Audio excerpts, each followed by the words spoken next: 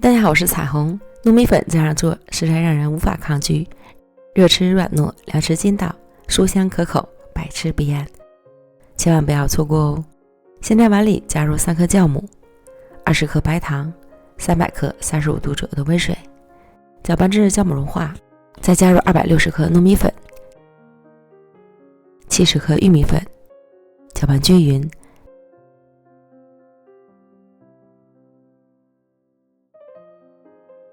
成为细腻的面糊，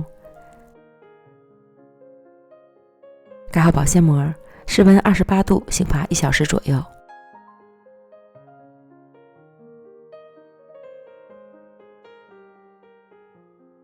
发酵好的面糊内部充满了大气孔，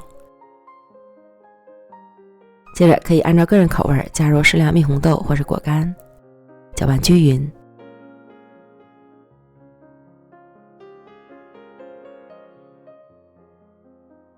电饼撑开小火，预热刷油，倒入面糊，摊均匀，表面再刷油锁住水分，盖上盖子焖一会儿，捞至表面鼓起大泡，翻捞另一面。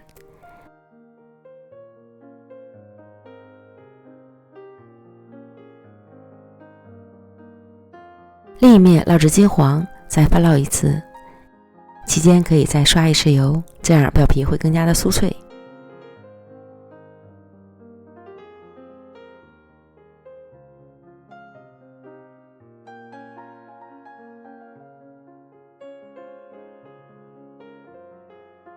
两面捞至金黄酥脆即可出锅，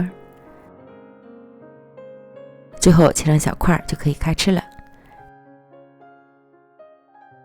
这样做的糯米饼酥脆软糯又香甜，热吃软糯，凉吃筋道，真是百吃不厌。